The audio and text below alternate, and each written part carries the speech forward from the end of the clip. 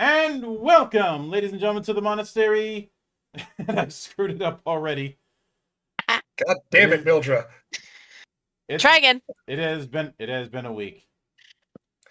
Welcome. Just because you're coming off Thanksgiving doesn't give you an excuse. Yeah. Welcome, everyone, back to the Valley of the Judged. I am your one and only gaming monk, better known as Mildra. And with me, I have my two brothers and sisters. We have the man of the Wanderer's Library and soon to be my GM next month. Good brother Sig.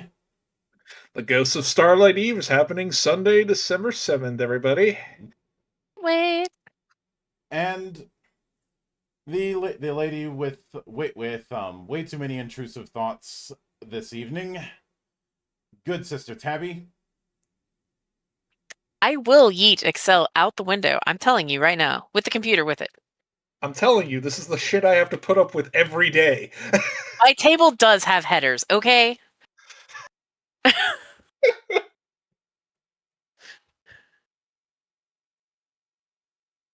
Duly noted.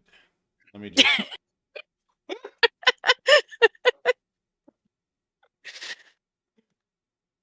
Let me just adjust that a little bit. Sorry about that. My model was a little bit too big there. So, we are back. We are back once again. Let me adjust that. With more of Draw Steel. Now we've already covered a lot of the character end of things. No. We covered the classes; all of them were bangers. We covered we covered the way perks and complications work. We may have skimmed a lot of the individual perks, but got the gist of things, and we skimmed a lot of the complications, but got the gist of how those work. Kits were fun. Mm-hmm. And covered miss the kits as well, especially the approach that they're doing when it comes to weapon and armor combinations. Focus more on a set rather than a separate affair. Which is not something I see a lot of TTRPGs do. It's mostly piece by piece. Mm-hmm. And I'd like to hope that this design is done more often for games where that sort of simulationism doesn't really fit. I think a lot of people keep it around because they talk themselves into thinking they have to. I could see piecemeal stuff doing for like stronger weapons and legendary gear and stuff. Mm-hmm. Yeah, I just don't think we need to have that. It's necessary to have a slot for gloves, arms, chest, waist, legs, and back all the time. Rings, toe rings, earrings, necklaces, all that good shit. I mean, I think that if you're going to do that, it just needs to be like, maybe like 2 pieces of armor. So like if you say you're wearing plate all over, but maybe you don't have something on your hands. So it's like you have gloves or you have a helmet, maybe. Like that's it. Not like everything though. The point is, simulationism has its place. And that place is not universal. But that is not the focus quite yet. At least not until I decide to do Hackmaster and something like this. Oh. Spoiler warning, I am not doing Hackmaster for Valley of the Judged. I don't see the point because Hackmaster was one giant shitpost that got out of hand. I think I've seen the books around. I just haven't looked at them. But today we are returning to the world of Draw Steel with tests and combat, and Sig somehow thinking that the art that we have here, the giant Hakan, is somehow similar to Riona. Have you seen some of the artwork? They make her ripped as fuck. Yeah. On top of exaggerating other features, but we'll not go there today. Yes. I know the artist who you speak of. I can't say any further because he still has me blocked. Fair. But anyways, so with tests, we kind of have gone over this a bit. In the sense of the test is basically the core role. I do like that that on the question of when to make a test, it is once again going into when there is a risk of something happening. Basically, the whole risk of failure, which is a not so subtle way to say don't do tests every 5-foot step, dumbass. Mm-hmm. But there's also the it just works part. I can hear the Chalk Eaters singing already. I can hear Todd Howard saying that. Mm-hmm. That if an attempt is used to solve a task that typically requires a test with outside the box thinking, the director can instead decide that no test is required.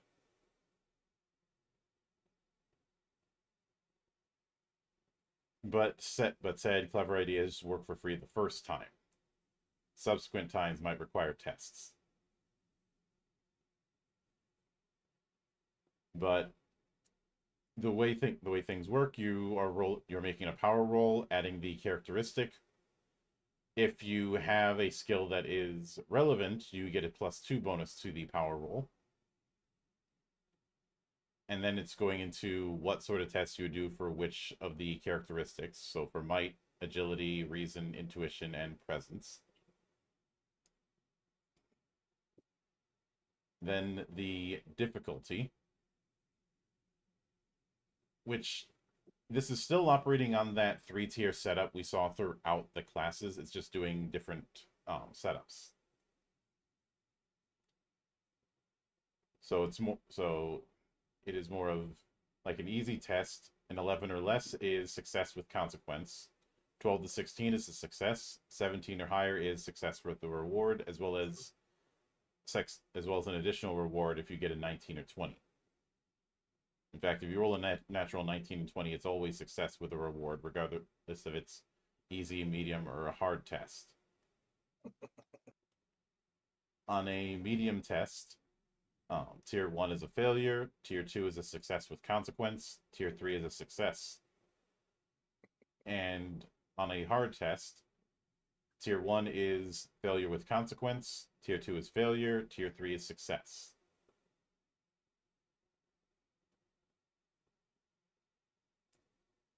So it seems fairly balanced across the board. Mm-hmm. Fairly. Yeah. Now it isn't being specific about what the consequence or reward is, but I find this to be akin to the and but rule that I've used for games like Powered by the Apocalypse. No, failure with a consequence is you failed the check and something else happens that made it worse. Mm-hmm. They do give a few examples. You catch the hammer, but the top falls off and it stubs your toe. Mm-hmm. Hey, you know what? I don't want to talk about that right now. I dropped yesterday. I dropped you said we don't. glass. You said you didn't want to talk about it right now. Dropped a glass, man. Oh. 6 being mean to me. A success with consequences, you succeed, but Whereas a success is exactly what it sounds like, and a success with a reward is where you have you succeed and. And if there isn't a narrative example that you can go with for consequence or for reward, the suggestion is given that for the former, the director gets 2 additional malice that they get as soon as with the next combat encounter, and reward being getting the players a hero token. Then, of course, the question of how long does it take, and can you try again, as well as remembering that heroes take tests. Mm-hmm. As evidenced by this picture right here. Mm-hmm. Yeah, because the gaming table is a unforgiving beast. Yeah, it is. Mm-hmm. I'm just glad that we have the shadow not sitting in the corner of the tavern, but instead actively being at the table. No, because you got this other guy at the bar for that. Who probably has no relation to the group anyways. Is probably more annoyed than anything. Mm-hmm. But you have the notion of NPCs rolling for deceptive tasks. So it's not like this isn't like Cypher where only the PCs are rolling. Although I do like this image of the troubadour who is very much channeling that moment from Indiana Jones, but he didn't bring a substitute. Maybe he does, it's just not big enough. Because he is clutching something in his hand over here. But of course, then you have reactive tests, which are tests that are reactions rather than actions. And then we have skills. And I do appreciate that even with the large skill list, we are still doing. Oh, sorry about that. I had to grab my drink. We are not doing skill points for each individual skill. I'm fine with skill points so long as you don't have a ridiculously long skill list. Hi 3E, how you doing? Yeah, no kidding, especially in 3.5. Yep. Also, hi Shadowrun, how you doing? Oh, for fuck's sake, don't even get me started on that.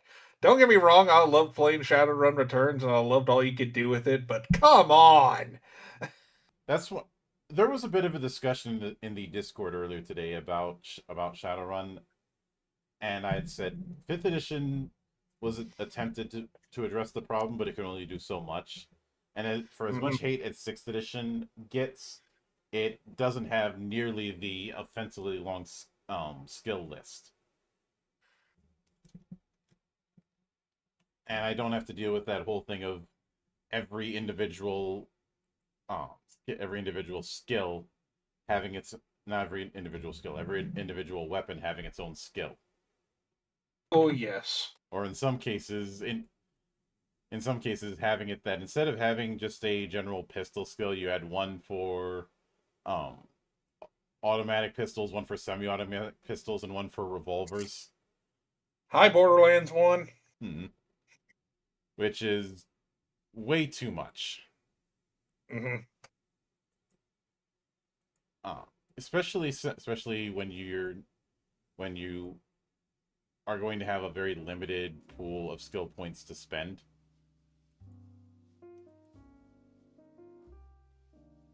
And in the case of Shadowrun, you know, how often is the game master going to distribute karma? Yeah. Dragon brings up Call of Cthulhu, and yeah, basic role playing has had that issue before. Mm-hmm. I do think because of the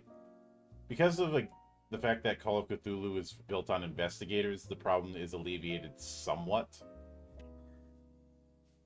And it's not as much of a problem in Rollmaster. Not Rollmaster, RuneQuest. Rollmaster has other problems. I'm sure we'll get to those at some point.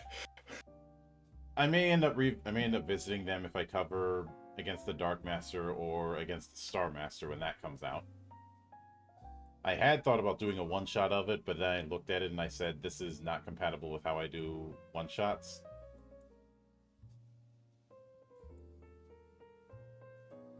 So of course, I didn't. But here we have it that you have a large amount of skills, but it's essentially an on-off switch. You either have it or you don't. So it's kind of akin to like the interests in Legend Edition, Yeah. where they're just there for flavor more than anything. Mm-hmm. Interests But in you can't Legend apply them to Edition certain- are primarily there as an arm of the knowledge check. Because trying to give individual interests some extra mechanical bonuses would make them too useful. Which is why earlier in the chat I said I think it's more of a flavor thing and a GM thing. Mm-hmm. It pretty much is. I know for some people, me saying that certain things are a GM thing is a dirty word that I should be clarifying that sort of thing instead of relying on GM fiat. Except,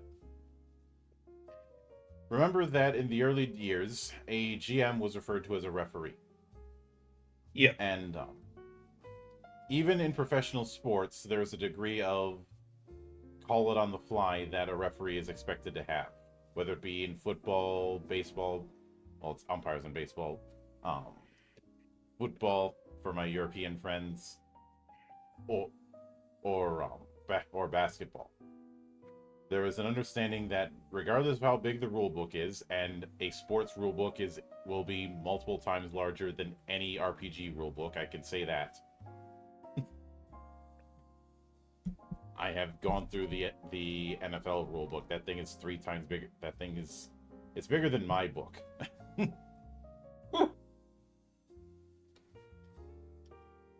Of course, they've had 100 years to refine the rules, so there's that. But there is an understanding that it can't cover everything, so judgment calls are going to happen. Mm-hmm. Some of those judgment calls are bullshit, but that's another story.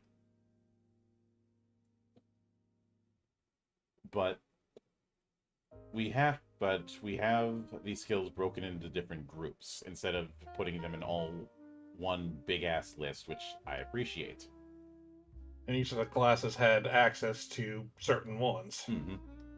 Yeah, that was something we saw with several of the classes, where it would say you get access to certain skills from a group.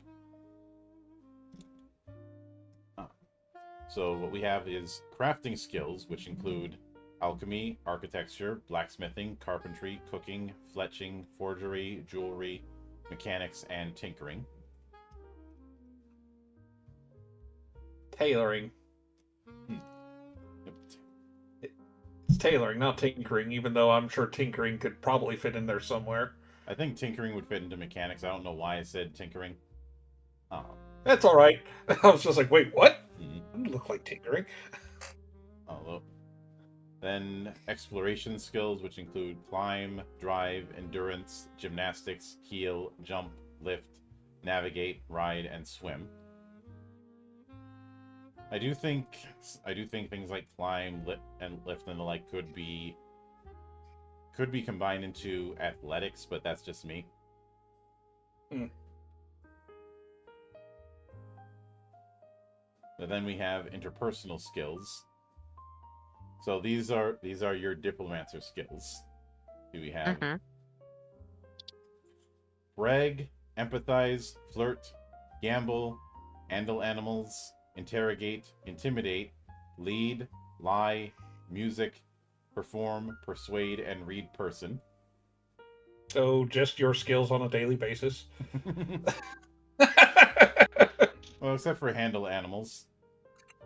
Then again, we probably would call dealing with insects handling animals. True. I do remember someone going, "Wait, you can? It's inhumane to just smash the bug." I'm like, I'm teaching that bug a very valuable lesson in trespassing, and it will remember that lesson for the rest of its life. Yeah, just glory kill that son of a bitch. Plus with some insects, I have a I'm not taking any chances rule. Like say mosquitoes or Wasp. Yes, wasps. Any sort of yellow insect is a kill on sight. Don't introduce him to our friend near the AC. Well, that one is different. Then we have He's not there anymore. Then we have intrigue skills. So the skills, they say that these are the skills themed around investigation, thievery, and spycraft. Spycraft was a good game. I very much enjoyed it, and it was an influence. But we have alertness, conceal object, disguise, eavesdrop, escape artist, hide, pick lock, pickpocket, sabotage, search, sneak, and track. Or as Shatner would say, sabotage.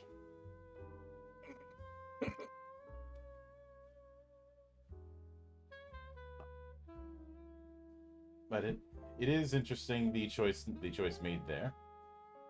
Then we have lore skills, which is essentially specific information. Criminal underworld, culture, history, magic, monsters, nature, psionics, religion, rumors, society, strategy, and timescape. And a sidebar about making your own skills, which is a useful thing to have, because these skills can't cover everything. Exactly. Mm-hmm. And they give an example test. You also have the possibility of assisting on a test. If you assist on a test that is a power roll, you get a tier 1 result. You get in the way or make things worse, the creature takes a bane on their test. Tier 2, your help grants the creature an edge on their test. Tier 3, your help gives the creature a double edge.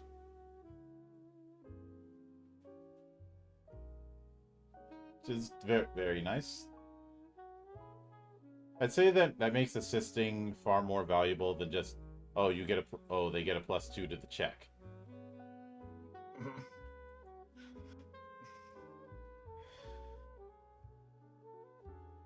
I do love this artwork of the shadow in these two instances. Mm-hmm.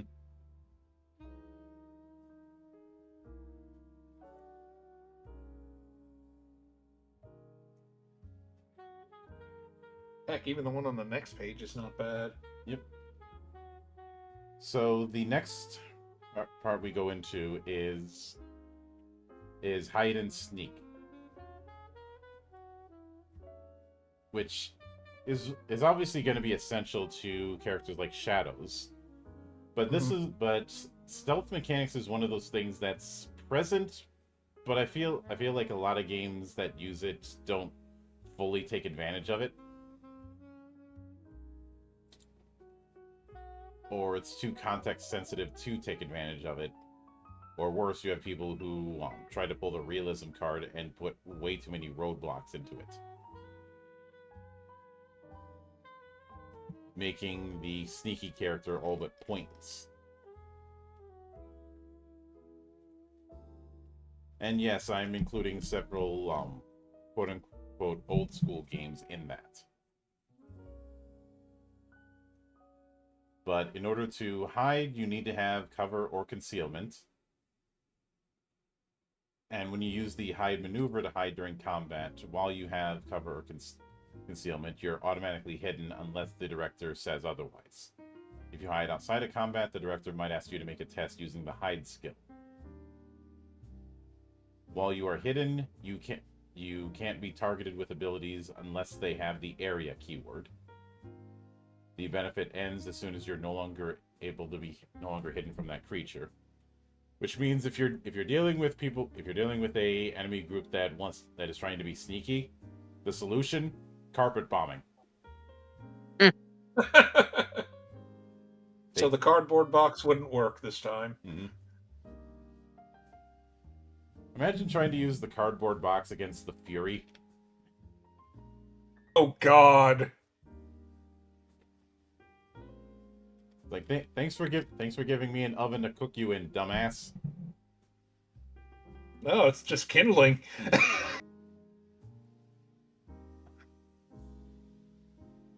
And of course, if you don't have cover or concealment, you're no longer hidden. If you use an ability, interact with an enemy, move without sneaking, or make some noise or otherwise reveal yourself, then you're no longer hidden.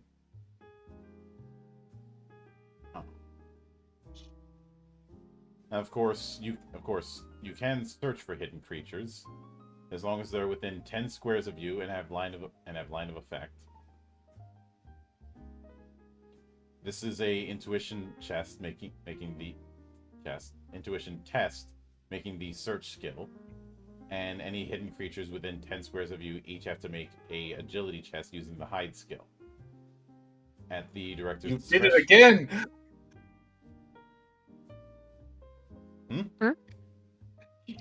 You said chest instead of test. I'm like, what is he thinking?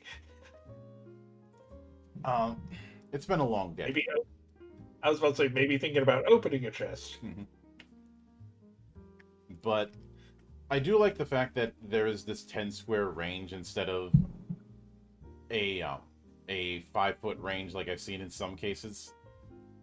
Yeah. In this kind of system, a 10 square radius around you, that's a significant amount of distance. Mm-hmm. And each target has to check. Different characteristics can be used for that opposed check if need be. If your total is higher than that of a hidden creature, they're no longer hidden from you. Otherwise, they remain hidden from you. And of course, you can point out creatures you notice to allies within 10 squares of you, making those creatures no longer hidden from those allies too. So hiding and sneaking do have some tangible benefit as opposed to other systems. Because if somebody is trying to be the thief, the kind of sneakiness that they should be expected to do is not far removed from, say, Garrett.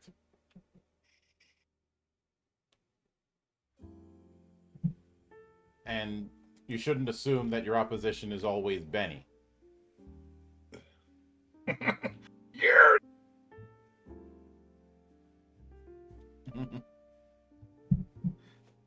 We love Benny. And of course, with sneaking, is a way to move while still being hidden. You just move at half speed, and you do have to make an agility test using the sneak skill. The difficulty is set by the director. If you succeed, you remain hidden. Whose footprints are these? It is also a case of, here we will demonstrate how not to be seen. Sir, would you stand up, please? This demonstrates the value of not being seen. Sad thing is, I can actually see a Thieves Guild using that on recruits. Oh God, yes, that would be hilarious. Just having recruits hide behind and then their name being told to stand up, and then as soon as they stand up, they get shot. Non-lethally, but or rather, let me rephrase that. They get shot with a less lethal firearm. We have to try to use our non-lethal weapons on the recruits. Of course, when I say less lethal, I mean getting shot with a beanbag from a shotgun. Ow. It's not lethal. It's not lethal, but it hurts like a bitch. Yeah, that's the point. But... And Hydra says he prefers the Steiner Scout Squad approach. That's not sneaking. That's just sneaking the wrong way.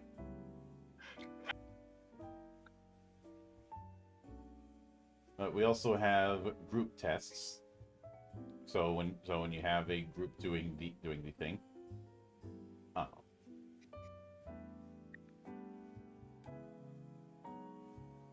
which the outcome it does appear to be more of a how many succeeded, how many got a reward, and whether or not half of them incurred a consequence. If more than half of them got a consequence, then the group gets a collective consequence. So it is on a rule of half the group regarding rewards and consequences, which is fair.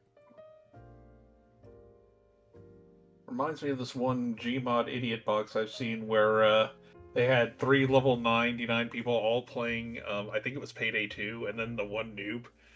The noob fucks something up, and then all 3 of the others just look at the noob and just kick him out of the server. Mm-hmm.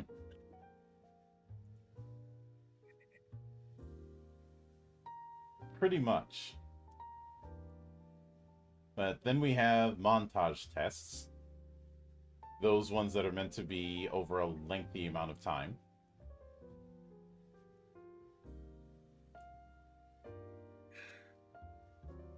And they are meant to be the cinematic montage, so it could take place over hours or days, with each individual test or other activities as a vignette within the montage that stars one of the heroes.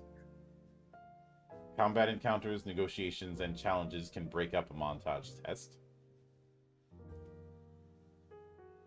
And it is built around the director setting the scene, individual tests in said montage. You can't use the same skill more than once.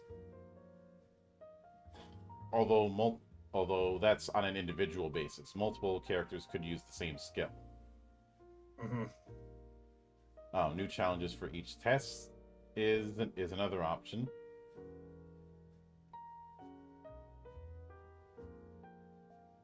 And then at the end of it, the total number of successes and failures.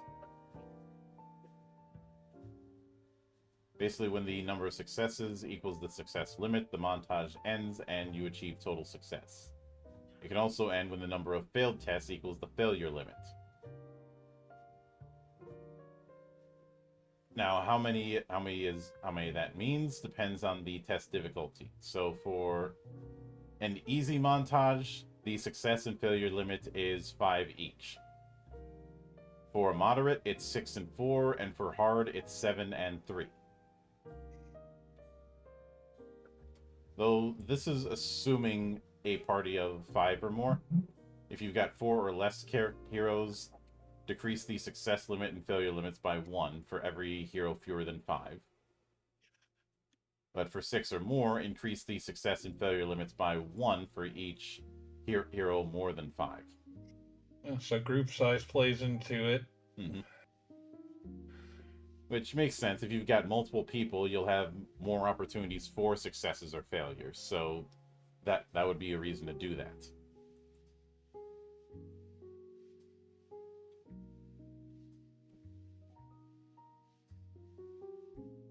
And of course, getting total or partial successes will grant a certain amount of victories. You'll recall that victories are a bit of a thing that determines the starting amount of heroic resource you have, as well as XP conversion. And at high levels, how you get your epic resource. You know, the that really busted resource we saw at level 10 for all the classes. Yep.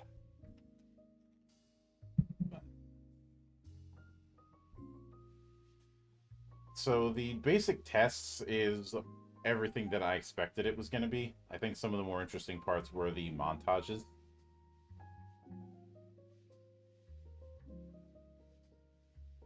and Yeah. having a more codified look when it comes to the way hidden works, which if you are playing a shadow and you do not grasp hidden, why are you playing a shadow?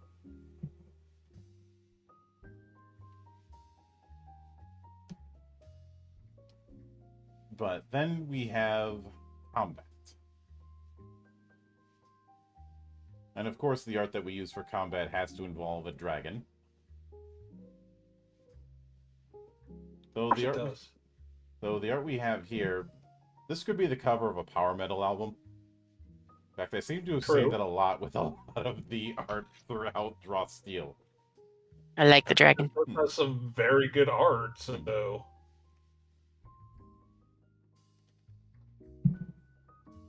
But obviously, the first part is setting up a map. They do answer the question of how big an individual square is. By default, it's 5 feet. The director can change it to 2 yards, Sorry, let me correct myself. Can change it to 2 not feet, 2 not... 2 yards, 2 not feet, 1 not feet, or any other measurement as long as it stays consistent.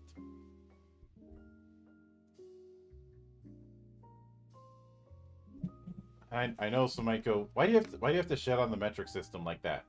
I'm American, that's what we do. yep. Look, it is the only time we use the metric system is when we're breaking somebody else's record who used it. Mm-hmm. Is that petty? Yes. It's also hilarious. Agreed. But then we get into size and space, which is what one would expect. Some of this has kind of been hinted at early on.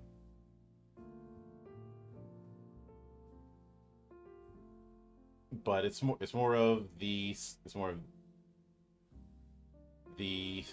fact that within one square there's differences between something that would be very small in one square and something very large. And we have a creature size setup. So 1T would be a pixie, 1S would be a polder, 1 medium would be something humanoid size, 1 large would be a Hakan, the giants, a size 2 would be an ogre, 3 would be a shambling mound, 4 would be a hill giant, and 5 would be an omen dragon.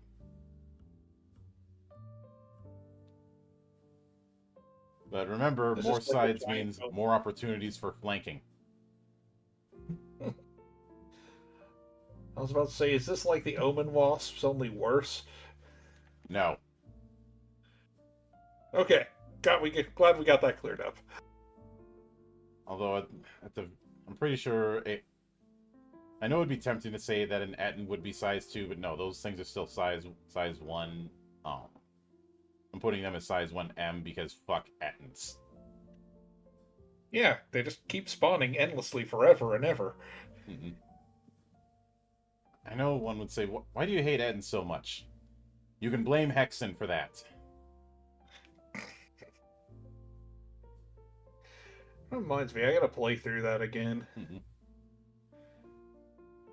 But after the map is set up and the participants are put in, then there's the question of determining surprise.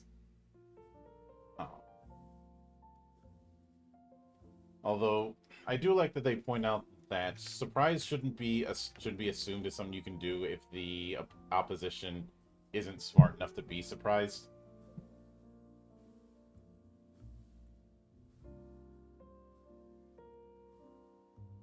But if they were something that you weren't expecting, then yeah, then surprise is probably going to work against you.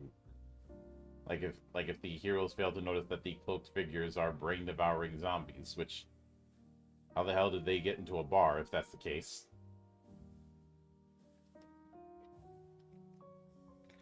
Yeah, it's probably just Silver Spring, nothing to worry about.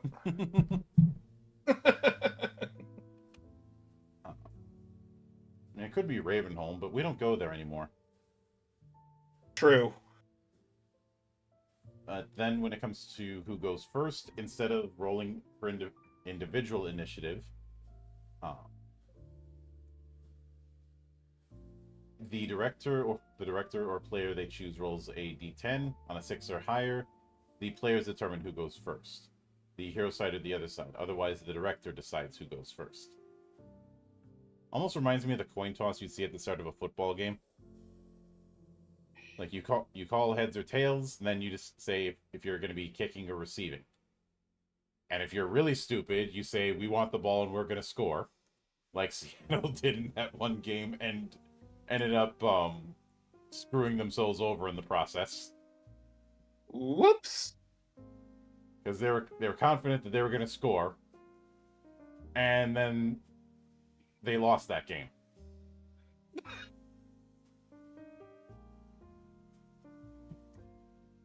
Just saying, be very careful when writing checks you can't cash because the sports gods have no mercy. Amen. Just like the dice gods, they all mock us. Dice gods definitely have no mercy. But in terms of who acts next, it seems that it is going into more of a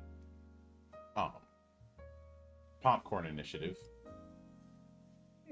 Now, I do like that they say deliberating over what the group should do next is classic role playing. In general, there's one or two players in the given round who think it's best they act next. As soon as those players explain why they want to act next and what they plan on doing, the issue is resolved. Hopefully. But I do like that they suggest a argument timer. I think I had something like that. It was a speaker that I had playing the wrap it up music you hear at the Oscars when your speech goes too long.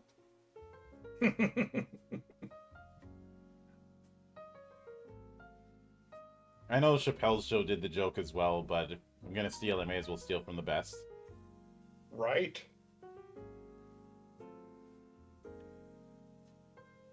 And director-controlled enemies act in groups. So you choose a single creature or minion squad to take a turn. Once that turn is over, another creature in that group. And when it comes to taking a turn, you have a main action, a maneuver, and a move action. You can perform your maneuver and main action in any order and can break up your movement granted by the move action before, after, or between your maneuver and main action, however you like. You can also turn your main action into a move action or a maneuver so that your turn can consist of 2 move actions and a maneuver, or 2 maneuvers and a move action. So you have your major action, your minor action, and your move action. That is a very 4E kind of thing, especially the whole doubling down. That was a thing that was a very. I don't remember if it was in the. I think it was in the rules, or if it was a popular house rule. It's been years. I don't know. This kind of makes me think something akin to like Bunkers and Badasses, where players players have a turn, they all go at once, and then the enemies get a turn. Mm-hmm. Feels more kind of like that. Very simple. I do like that. I mean, I have individual initiative in my game, but it's there for specific uses, especially if you take ambush feats. Mm-hmm. In which case, being first is something you really want to do. That, and if you've got haste or slow, you don't have to worry about initiative because you're either automatically going first or automatically going last. But then we have triggered actions and free triggered actions.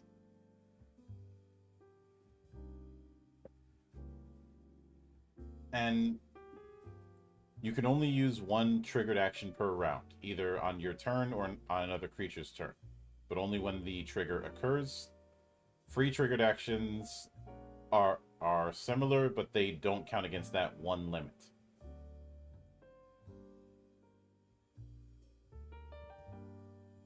And things like free maneuvers, it describes as boring stuff like opening an unlocked door or picking up an arrow from the ground or giving an object to an adjacent ally.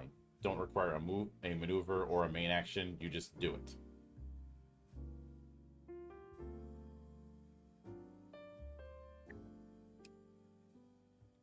But when it comes to movement, it is based on your speed, which is usually 5.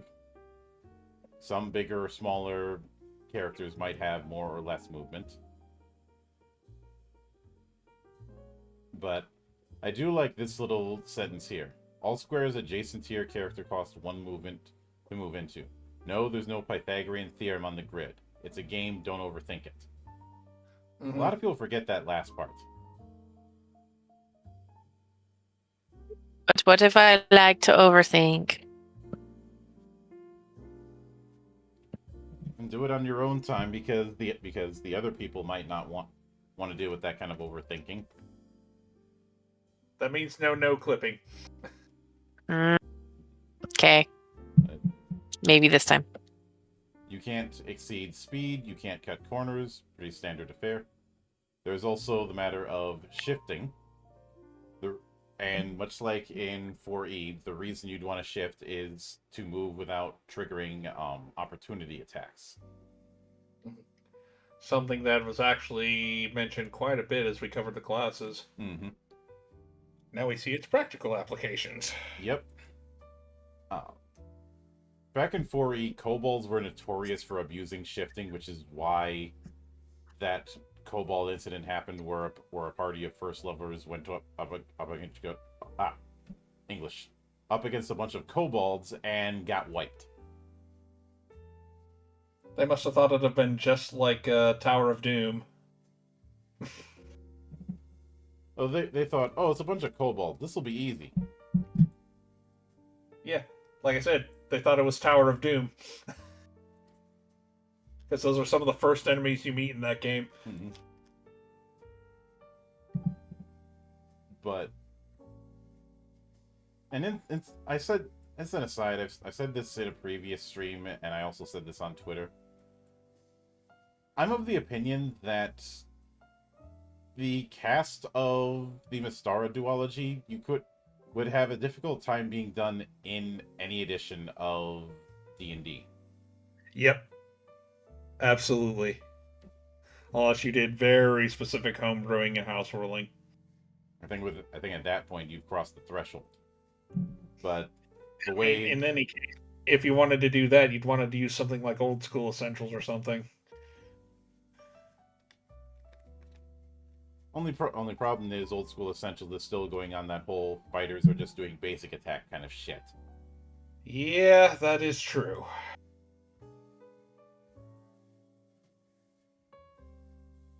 But then we have a few other movement types. Walking is what you'd expect. Burrowing is also what you'd expect, though you do have to do a dig maneuver in order to start burrowing. But But while you are burrowed, you can target other burrowed creatures.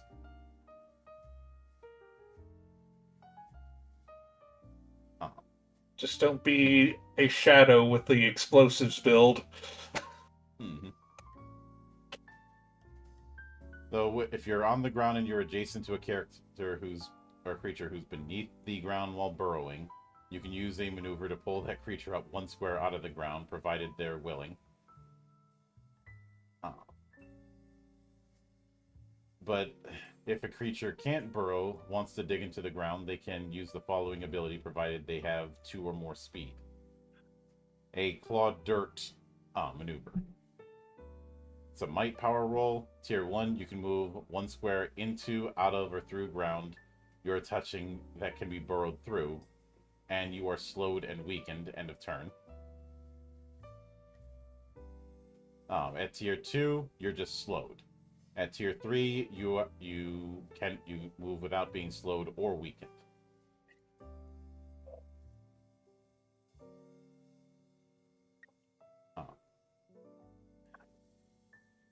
Now, you can't do forced movement to burrowed creatures. Instead, they just take 1 damage for each square they would have been force moved. Unless it's vertical force movement, in which case they can be moved through the dirt as if it were air. Mm-hmm.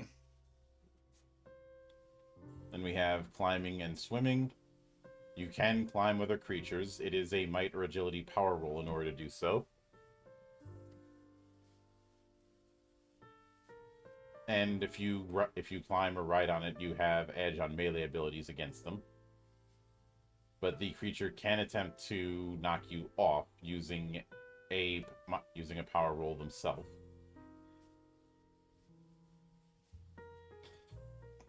We also have jumping, which is either a might or agility test, and at tiers 2 and 3, you get 1 or 2 extra squares.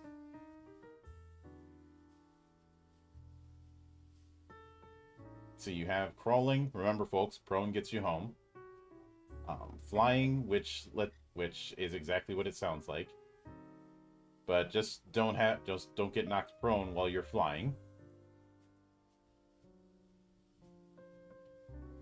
But we also have hovering, which is not far removed from flying, but you don't fall even if you're prone. You're just floating. Mm-hmm. Yep. And teleporting, which has its own rules, but a lot of it is what you'd expect. You can fall. We also have some things for falling. You can fall onto another creature, which you do land prone on the nearest unoccupied space, unless the falling creature has a greater might score, in which case both of them get knocked prone.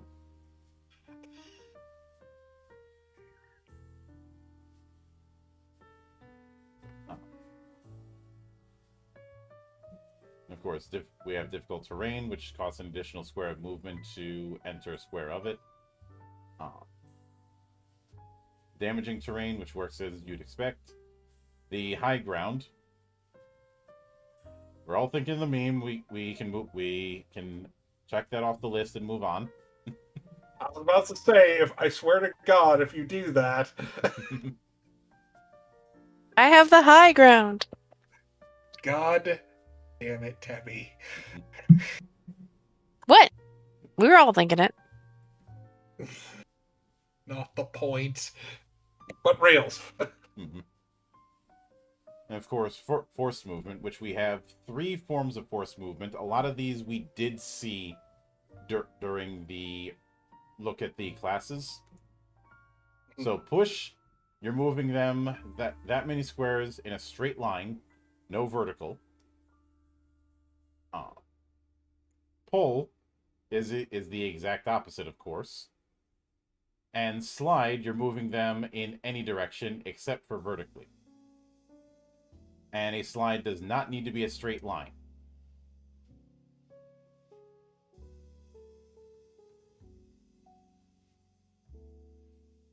But when it comes to vertical movement, it means the movement can be up and down in addition to horizontally.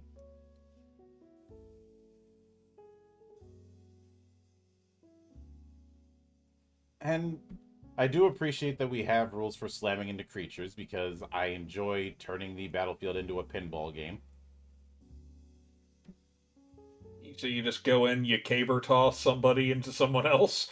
Yes. Only 23 meters. Or if need be, inform a creature. Hey, have you ever tried the hammer throw? Oh. Because you're about to. Or in some cases, say, hey, we're going bowling. Congratulations, you're the ball.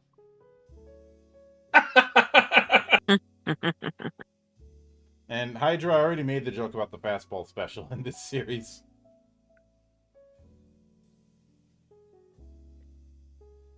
But when it comes to slamming into creatures, both creatures take 1 damage for each square remaining in the first one's forced movement.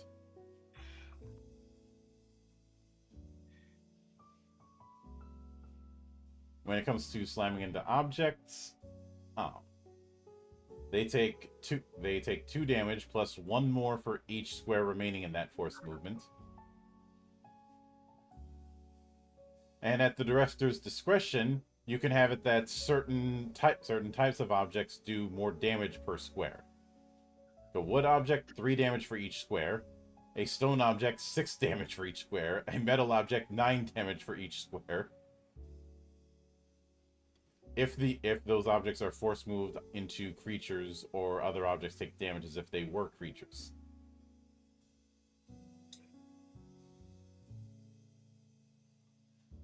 Of course, you could also hurl someone through an object. And it's, instead of being based on how much damage, it's based on how many squares of force movement remain. Oh, see, we went from WWE Final Fight and Double Dragon into straight fucking Dragon Ball Z. I'd like to go the road less traveled. We've gone straight into God Hand. I can accept this. I love that game.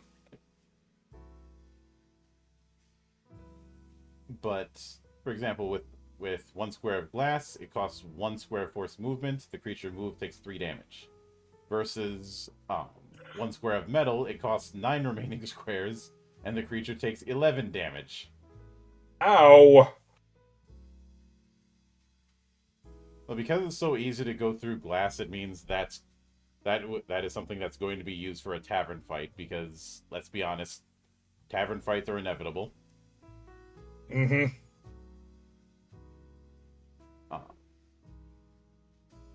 Now, this is also where stability is brought up. Stability is soak for forced movement.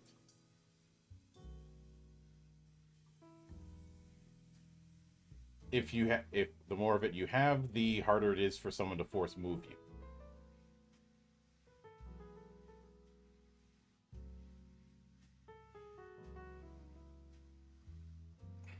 Sorry, carbonation. You're fine. But when it comes to move actions, you have advance, disengage. Now, advance is what you'd expect. That's just your standard move action. Disengage, you're shifting 1 square. Depending on your build, you might be able to shift more than 1 square when you disengage. And ride is also treated as a movement action. Having your mount move the mount's speed, taking the rider with them. Although you can use it to disengage as a free triggered action as well. Then we have maneuvers. So things like aiding attacks, which just means that the next attack roll gains an edge. Catch breath, you spend a recovery and regain stamina equal to your recovery value. We covered that with the individual classes. If you are dying, you can't use catch breath, but other creatures can help you spend recoveries in other ways. We have escape grab, which is a power roll to make sure that you are no longer grabbed. It either does nothing, you escape, but you have to deal with a free strike, or you're just no longer grabbed. And if you're smaller than the creature grabbing you, you take a bane on that. We do have grapple, and I like that grapple is significantly smaller in terms of its text compared to some games we've seen. Mm-hmm. I remember the grapple rules in 3E where it was a whole column all to itself.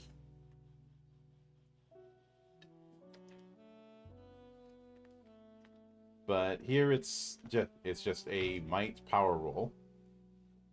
Tier 1's no effect. Tier 2, you grab the target, but the target gets a free strike against you. Tier 3, you grab the target, no consequence. You can usually grab creatures that are your size or smaller. If you have a might score of 2 or higher, you can target any creature with a size equal to or less than your might score. So that would mean that at higher tiers where you might have a might of 4 if you're doing one of those martial builds. Let me scroll back to sizes. So that'd mean you could grapple a hill giant.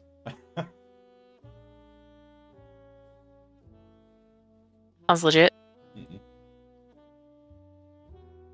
And of course we have knockback, which can be used to push an opponent 1, 2, or 3 squares. And that same rule of usually only your size, unless you've got might 2 or higher, in which case you can do bigger ones. So imagine someone with might 5 pushing a dragon. Mm-hmm.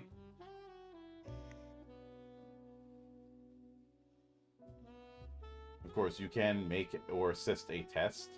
Search for hidden creatures, we already covered that. Stand up, we don't need to cover that. Or use a consumable. I like that is a minor action. But then when it comes to your main actions, you have charge. You're running up to your speed in a straight line, then making a melee free strike. If you have a ability with the charge keyword, you can use that ability instead of a free strike. You can't move through difficult terrain or shift when you charge. You can fly or burrow if you have that movement available to you, but you can't climb or swim while charging unless you automatically can use that movement at full speed. Imagine someone doing a charge who has access to burrowing. That's a scary thought. Mm-hmm. But you can take defend, which makes ability rolls against them have a double bane until the start of your next turn. And you have a double edge when it comes to resisting environmental effects or a creature's traits or abilities. But you do not get this benefit if you are taunted. Now, free strike, that is something we've already covered. Heal, you're using medicine or inspiring words. Hi, Troubadour. To make an adjacent creature feel better and stay in the fight. They can spend a recovery to regain stamina or make a saving throw against an effect they're dealing with that's ended by a saving throw. Now, with free strikes, it can be either granted through abilities, opportunity attacks, or the standard free strike. Which is for melee weapons, it's doing either 2, 5, or 7 base damage, plus either might or agility. And 2, 4, or 6 for ranged weapons. Again, either might or agility. This does mean that agility isn't dominated by ranged combat. Mm-hmm. Which is like a lot of other games. Mm-hmm. And Hydra says, I totally see Doomguy grappling a cyber demon to death. Ah, yes, the return of our favorite series, humiliating the cyber demon. Mhm. Plenty of that in freaking Dark Ages because it was too easy. Then we have the rules of flanking. I like that they specify you are as long as both participants are active and that you can draw a straight line between the target, you're flanking. If you're unsure, draw a line between the two. If it's not fully crossing over, it's not flanking.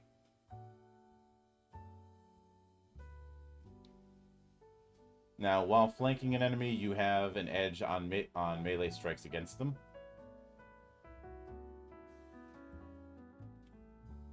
And of course, then we have cover. Then we have the rules of cover.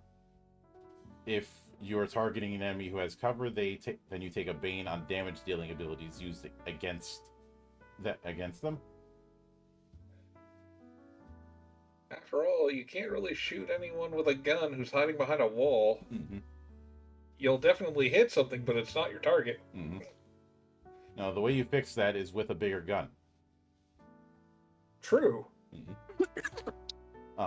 With concealment, the rule is even if you have line of effect, you can't see or otherwise observe them. You can't target a creature or object with concealment using a strike, you can, provided they aren't hidden. But strikes against such targets take a bane. And of course, if you're invisible, you always have concealment. If an invisible creature isn't hidden, they can still be targeted by abilities. The test made to find a hidden creature who is invisible takes a bane.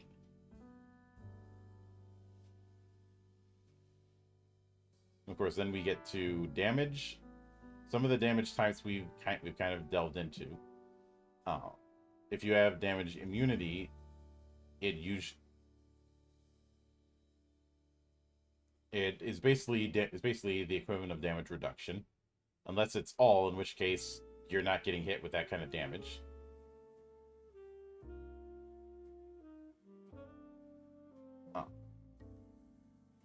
Now, damage weakness, of course, is working the opposite approach. But if you have damage immunity and damage weakness for a type of damage, you apply the weakness first, then the immunity. If you have multiple weaknesses, only the highest one applies. So pretty straightforward, I'd say. Mm-hmm. Then we have stamina, which is basically your HP. Your recoveries, which I've already mentioned. And before I go any further into Winded, I need to step away for 1 second, so I'm going to hit the BRB. Okay. Not a problem.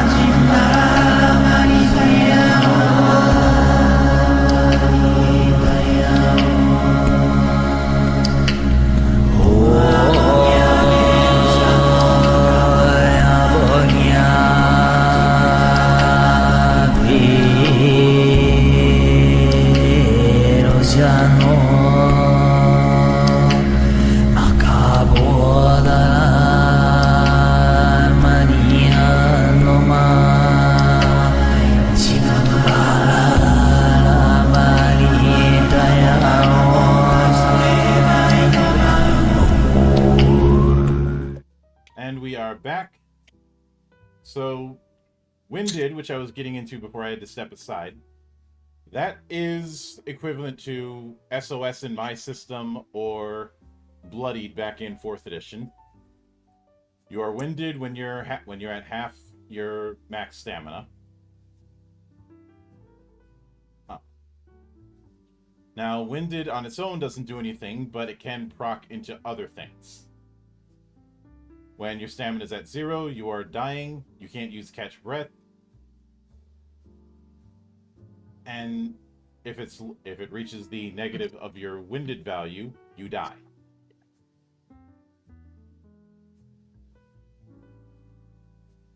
While you're dying, you can still act. Your allies can help you spend recoveries in combat, and you can spend recoveries out of combat.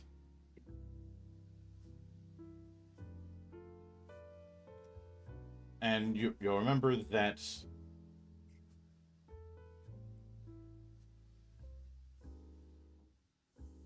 recoveries have a set amount of HP you're getting back. Mm-hmm.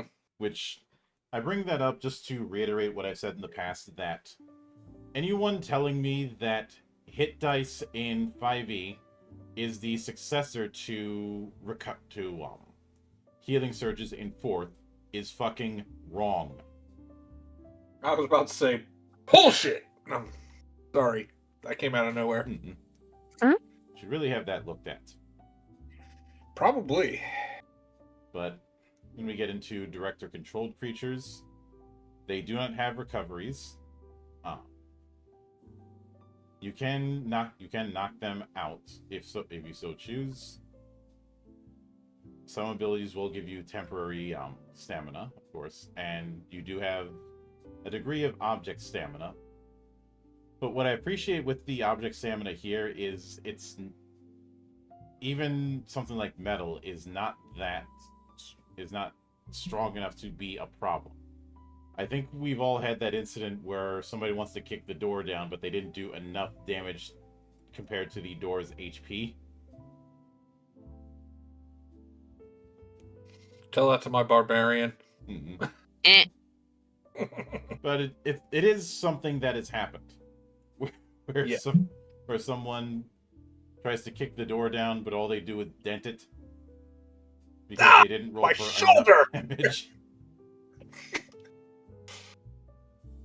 Usually, if somebody's trying to break a door down, I just let them.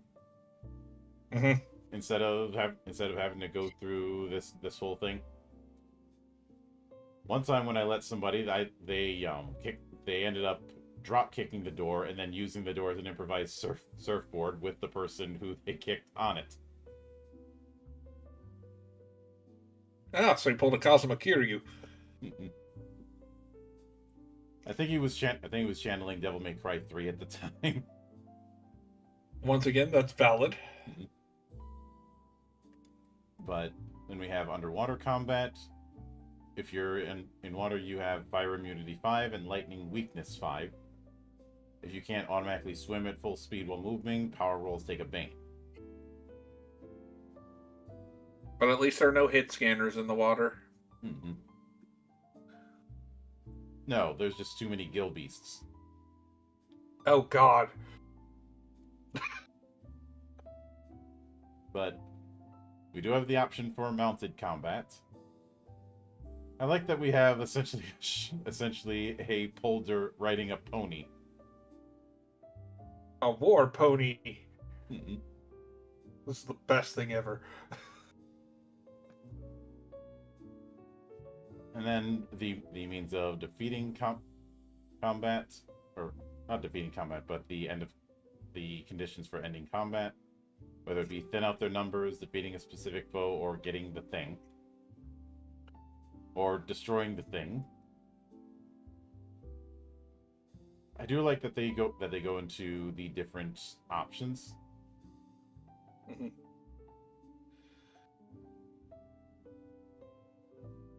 And in the meanwhile, while with the particular art we have here, this feels like something I would see in a superhero comic. I was gonna say, because I'm like, this feels very out of place, and for the life of me, I don't know why. On the other hand, we have talked about how the Timescape can do cosmic bullshit. Uh huh. So, as out of place as this may seem if you're looking at this from a straight fantasy setting, let's not forget that even early D&D played fast and loose regarding setting. Oh yeah. I mean, do I need to bring up Expedition to the Barrier Peaks? I don't think so. Oh. But look, they have dramatic finish, but it isn't like the epic Dragon Ball Fighters dramatic finishes. But that more or less covers the tests and combat system. I know there's a few things that we skimmed, but I felt that some of it was stuff that we've covered plenty of times already. So I didn't see a reason to revisit that. Would be redundant. Mm-hmm. But what do you guys think of how combat is working here?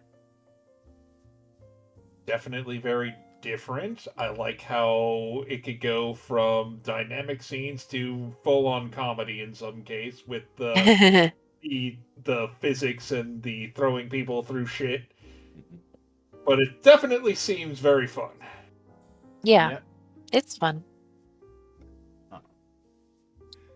I certainly appreciate the fact that a lot of what's present here is very much channeling the DNA of 4th edition, as I've said on every episode of this season.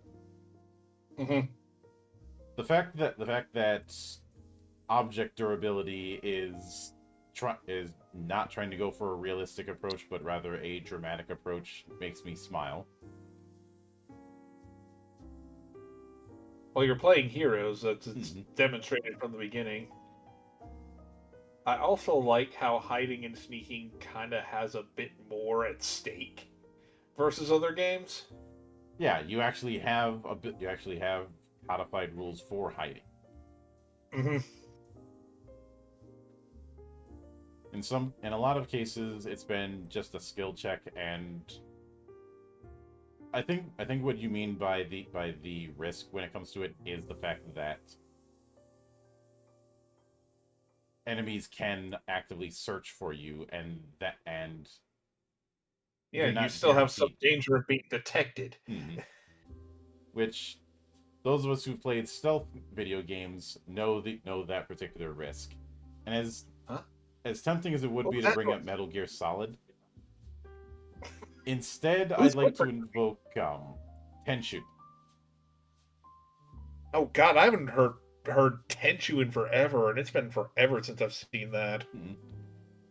The reason why I bring up Tenchu is the fact that you don't fully know how aware of the enemy you are. You just have this broad feeling through ki. Mm-hmm. That, yeah, I think that, if I remember right, you really had to keep your eyes open. You had to listen. Yes. What? Wasn't talking about you. That was okay. Fine. No, but in Tenchu, God, the only one I remember directly was the first one. How you had to be careful where you moved, how you moved, what noise you made, Mm-hmm. and you had to use all the tools at your disposal to make sure you didn't get seen. And if you did get seen, you ran the fuck away. Yeah. And I think what really helps is the fact that there's that 10 square radius. Mm-hmm.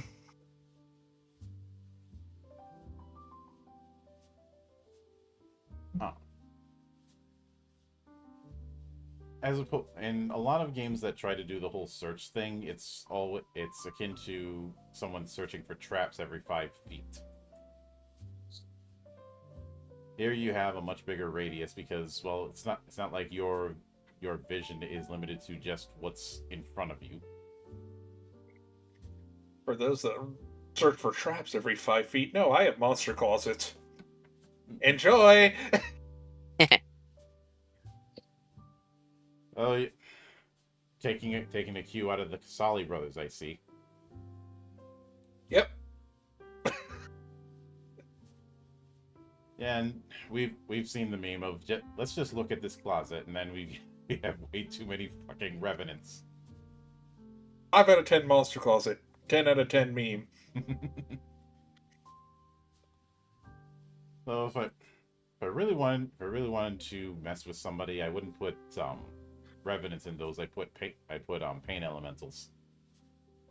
I put banshees. That'll work. Because the banshees, when I put them in the last dungeon I ran for Tab in my normal game, they didn't like it because they kept getting blown up.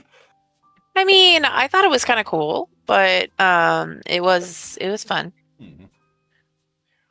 And I did have that one trap from, I believe it was the Sanguine Wastes, where they find one and then 4 more open up. And then they tried to run off in another direction. There's a Revenant. The most hated mod that I've ever had to deal with was the Cliff Racer Hydra mod. Oh no. Which, if you let that go unchecked, could kill your damn game. Just because of how many of those things it's trying to render. Mm-hmm. But next time around, we'll be getting into the penultimate episode for Draw Steel. We're almost at the end of it. We'll be covering negotiation, downtime projects, and rewards.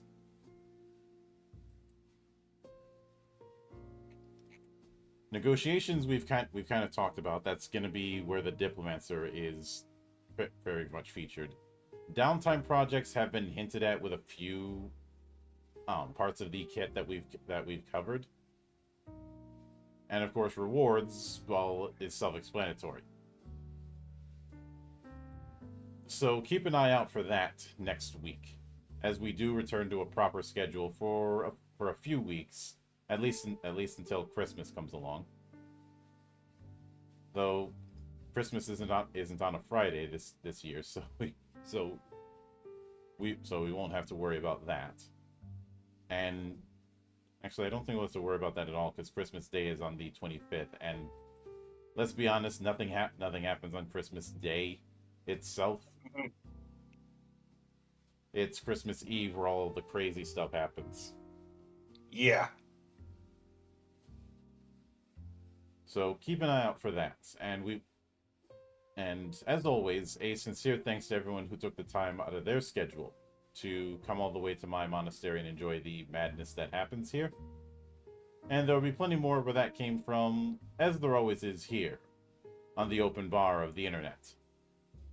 But until then, on behalf of the good brothers present and not present, my name is Mildra. I am your gaming monk. Stay fucking frosty, everybody. See you on the trail. Take care.